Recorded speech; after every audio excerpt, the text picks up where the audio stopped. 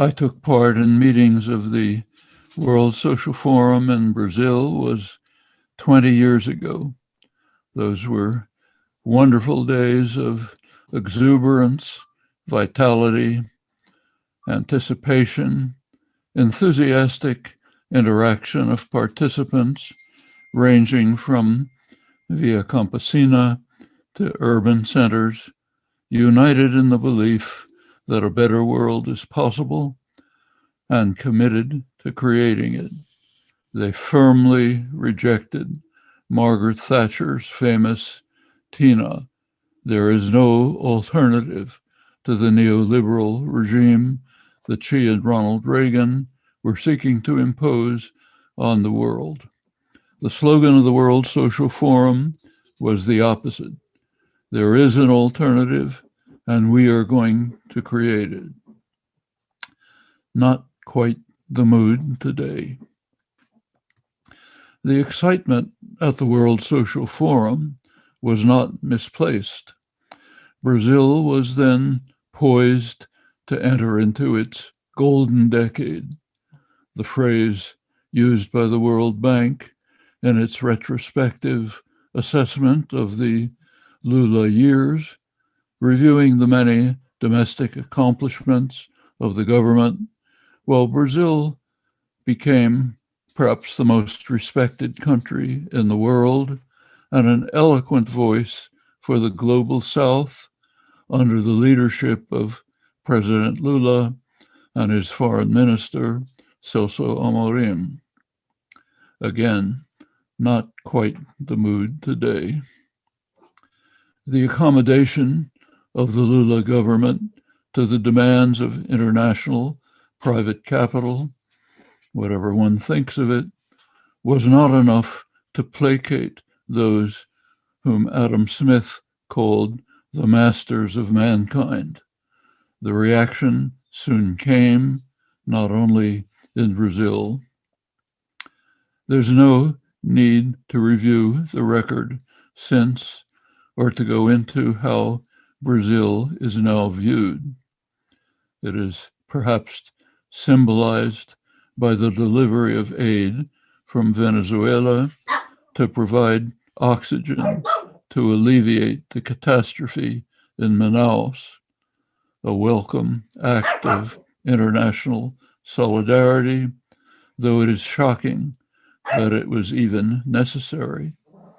The catastrophe is now spreading elsewhere in a country famous for its very high level of research and achievement in the health sciences, and for its stellar record in efficiency of vaccination before the current assault on the society. To add a personal analog, my wife Valeria and I, living in Arizona, are unusually privileged in having obtained high-quality masks thanks to the generosity of a friend in Taiwan. Meanwhile, Arizona has just gained the world championship for per capita infections from COVID.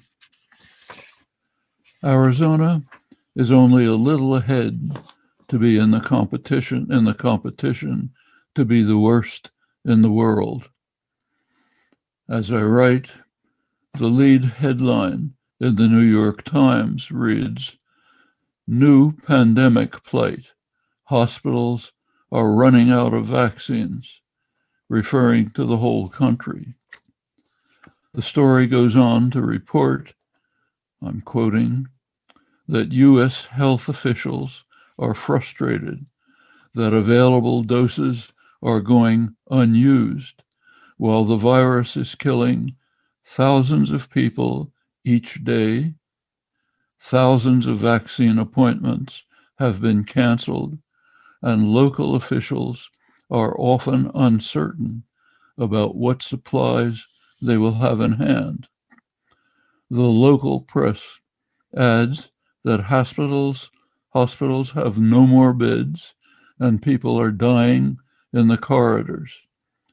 The picture is much the same everywhere in the richest country in the world, which has incomparable advantages over others. On the same front page of the New York Times, right next to the account of the US catastrophe, is a story headlined, "1 year after lockdown. This is Wuhan today." The story depicts people reveling, I'm quoting, in a post-pandemic world where the relief at unmasked faces, joyous get-togethers, daily commutes conceals the emotional aftershocks. The daily death toll in the United States from COVID-19 is about 3 to 4 times as high as the total toll in China during the entire year of the pandemic. That's in per capita equivalent, the right measure. We cannot be too facile in drawing lessons from what has happened worldwide in this terrible year, but it would be unwise to ignore the record. It's instructive worldwide. My home state of Pennsylvania has about the same population as Cuba, and it has 100 times the number of COVID deaths, 20,000 as compared with 200. COVID deaths in Sao Paulo are at a comparable rate compared with Cuba, 100 times as high as Cuba per capita. It's common to attribute China's success in contrast to the US catastrophe to China's rigid, authoritarian control of the population. The conclusion is not persuasive. Taiwan is as free and democratic as the United States. Its population of 24 million has registered 7 deaths. Furthermore, Western observers in China report that popular acceptance of the very strict procedures that virtually wiped out the disease seem to have been largely voluntary and supportive. A tentative review worldwide seems to indicate that major factors in taming the catastrophe have been an effective government acting for the welfare of its population, combined with a general collectivist mentality and spirit of cooperation.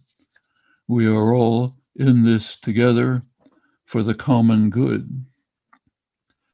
It is useful to take a closer look at the worst performers. I'll put aside Brazil, which is too depressing to discuss. The most instructive are the United States and its close British ally, both with awful records, which are highlighted by their unusual privilege and economic development. They are also unusual in another respect. They are the home of the neoliberal programs that have swept over the world in the past 40 years, driven by Reagan and Thatcher, then their successors. These doctrines have contributed powerfully to creating and then intensifying the COVID crisis.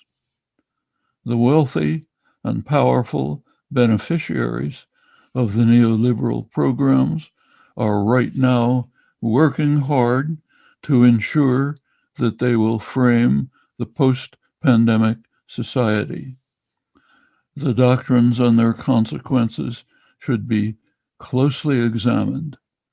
I will have to keep to just a few comments here. One central thrust of neoliberalism is to dismantle civil society and to diminish government concern for the welfare of the general public. As Thatcher proclaimed, there is no society, just individuals who face the forces of the holy market alone. And if they don't survive its ravages, tough luck. To quote one of the famous pronouncements of Brazil's president, so what? To be precise, under neoliberal doctrine, only some are cast into the market to survive somehow. Others are entitled to be coddled by the state. That means by its hapless citizens. We should never forget Balzac's adage, drawn from traditional folk wisdom. Laws are spider webs through which the big flies pass and the little ones get caught. The neoliberal programs were carefully crafted to ensure that these principles would prevail, with massive subsidies and bailouts for the big flies. We have witnessed that over and over since the earliest days of the neoliberal assault. Thatcher's thoughts were not original. Unwittingly, she was paraphrasing Karl Marx. He condemned the autocratic rulers of Europe for trying to turn society into a sack of potatoes, his phrase. Isolated individuals, atomized, struggling along with no civil society, no popular organizations for defense against concentrated power.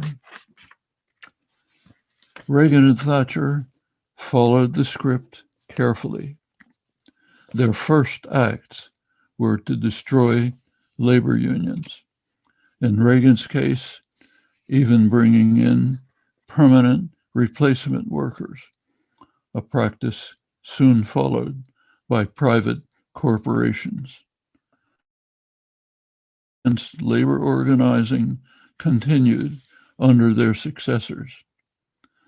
Recent studies by prominent economists, recently Lawrence Summers, attribute the spectacular inequality created during the neoliberal years primarily to the destruction of unions, depriving working people of any means of self-defense against unremitting class war. The doctrines of the 40-year assault on society trace back to the origins of neoliberalism in interwar Vienna.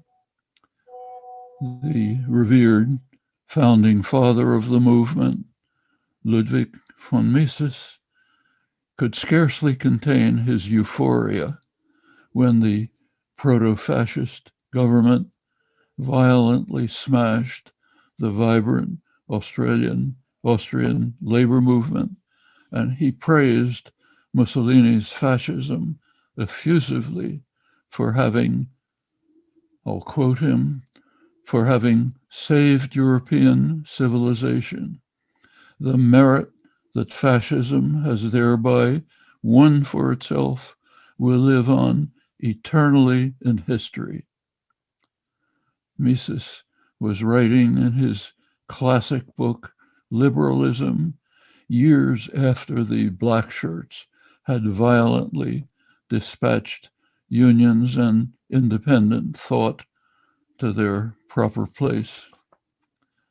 The leading lights of neoliberalism were even more enthusiastic about Pinochet's murderous dictatorship. And for principled reasons, stern measures must be taken to safeguard what they called sound economics, to ensure that there will be no popular constraints on the freedom of the very rich and the corporate sector to expand their wealth and power.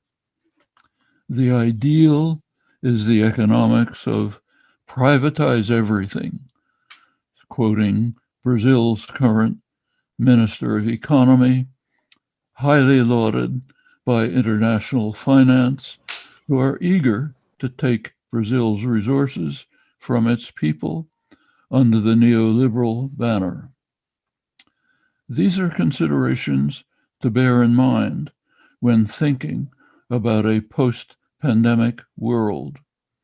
They reveal that there is no conflict between the call for liberty of a certain kind and harsh measures of repression and control. Furthermore, as I mentioned, there are powerful forces hard at work right now to ensure that the post-pandemic world will retain the major weapons of class war embedded in neoliberal doctrine. All the more reason to examine these basic tenets and their consequences. The essential ideas were captured in Reagan's inaugural address. Government is the problem, not the solution. That doesn't mean that decisions at the national level disappear. Rather, they are shifted to the hands of the masters of mankind, the great megacorporations and the financial institutions that have exploded in scale during the neoliberal years. Their responsibility has been spelled out by the economists in charge, notably Milton Friedman. The sole responsibility of corporations is to enrich themselves.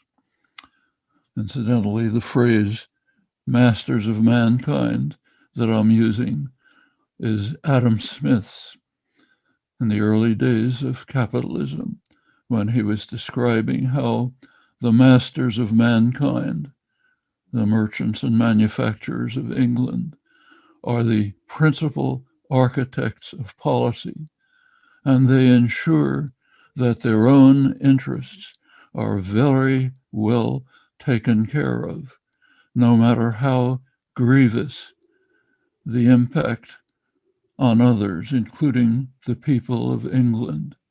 They will follow what he called their vile maxim, all for ourselves and nothing for anyone else. That was 1776. We are now watching it today. Well, going back to the origins of today's neoliberal plague, it is not hard to foresee the consequences of handing decision-making over to tyrannical institutions whose sole goal is to enrich themselves. The basic principles laid down 40 years ago. Some of the consequences are revealed in a recent study by the quasi-governmental Rand Corporation in the United States. It estimates the transfer of wealth from the lower 90% of the population to the very rich, that means a top fraction of 1%, to be $47 trillion. That's not small change, and it's a very serious underestimate. It does not take into account Reagan's opening the door to financial manipulations that were previously banned by law, like tax havens, which add another tens of trillions of dollars to the wholesale robbery of working people and the middle class. The results are before our eyes, wherever the sledgehammer has struck. In the United States, real wages for male workers have declined during the 40-year onslaught, along with benefits and at least limited security. Political democracy, always severely flawed, has diminished further as it is increasingly subordinated to private wealth and corporate power, the masters of mankind. The most sophisticated recent studies show that 90% of the population is literally unrepresented. Their own representatives are listening to other voices, those of the funders of their next campaign. Meanwhile, their office staffs are overwhelmed with swarms of lobbyists who virtually write legislation. Without proceeding, one can come to understand some of the roots of the anger, resentment, contempt for institutions that has spread over much of the world. It's easily harnessed by demagogues who can pretend to stand up for the dispossessed masses while stabbing them in the back and shifting the blame for their malaise to vulnerable targets. People of color, immigrants, the yellow peril of China, whatever poisons run just below the surface of social life.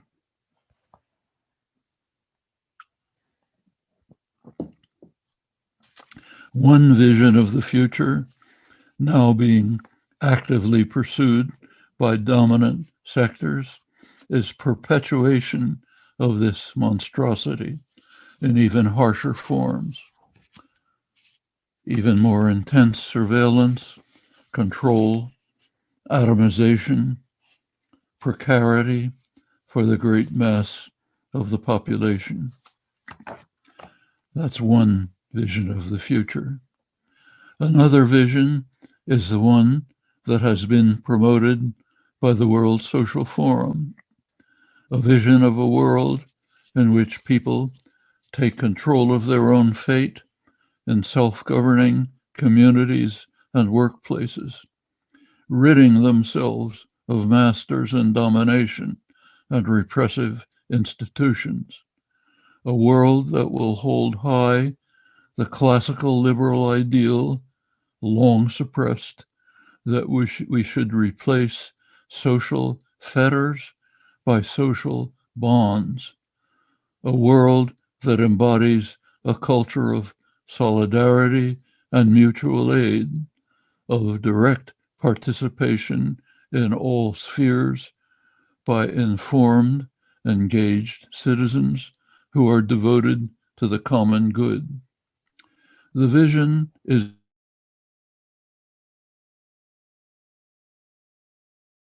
more, it must be realized in some form if the human experiment is to persist.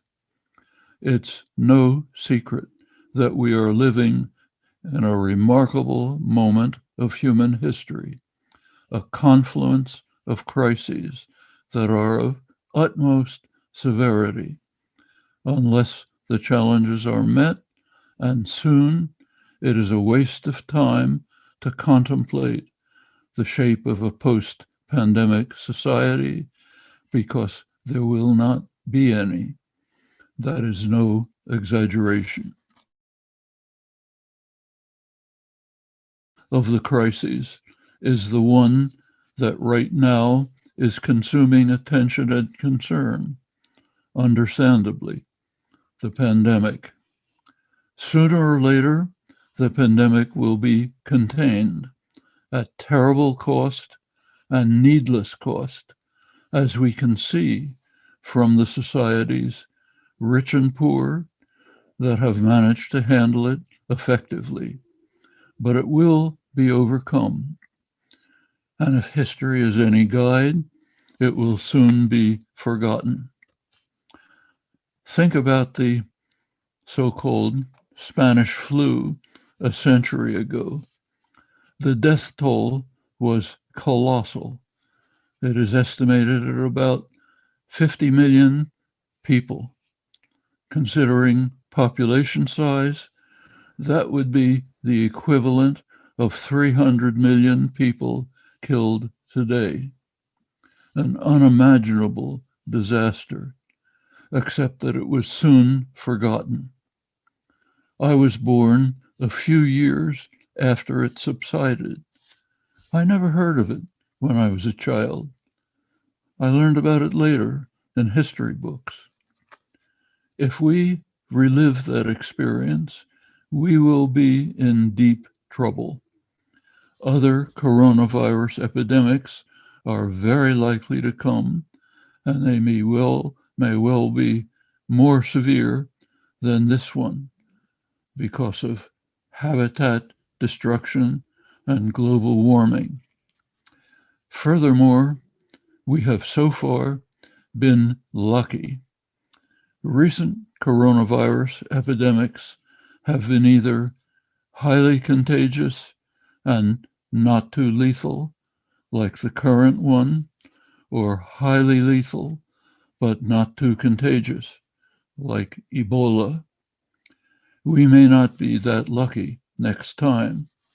These cunning creatures have many tricks up their sleeves.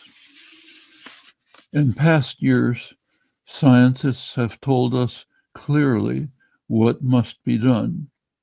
It wasn't done. The huge and super rich pharmaceutical institutions were not interested, thanks to capitalist logic.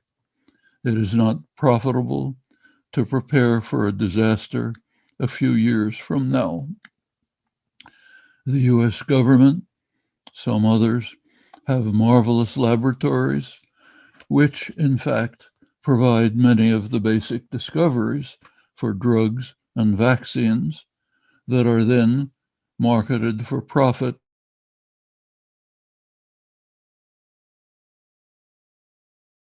private profit.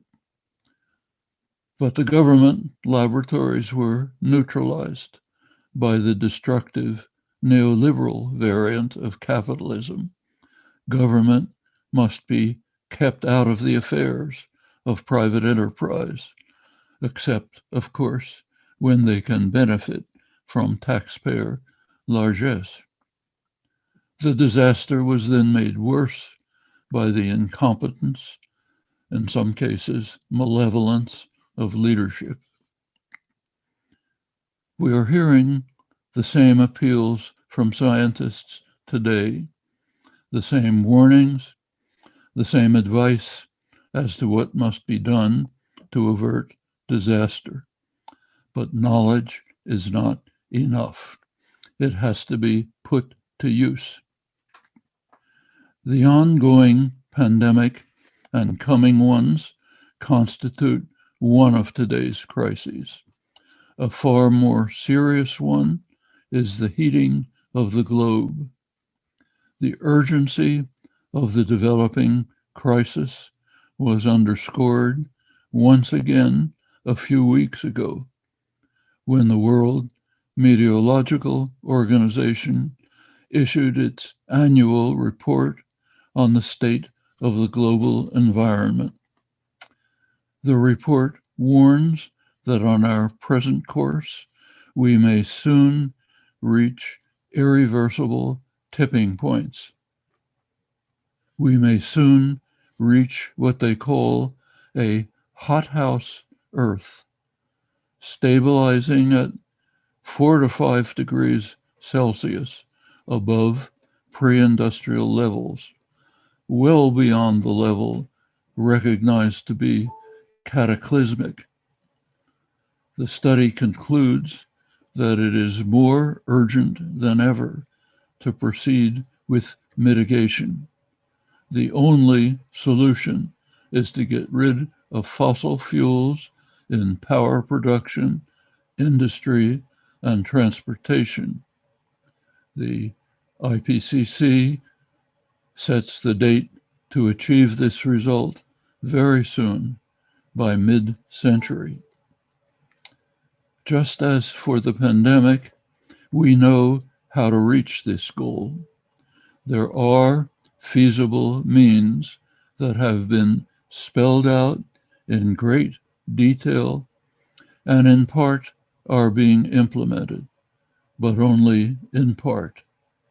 These efforts must be sharply accelerated and soon, or the game is over.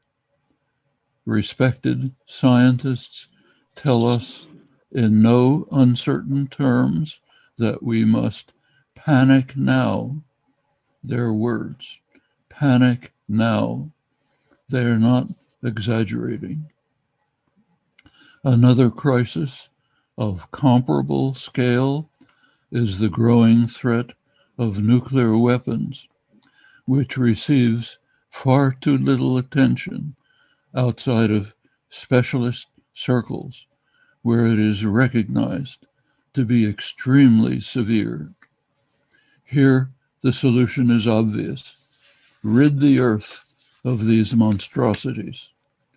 Important steps have been taken.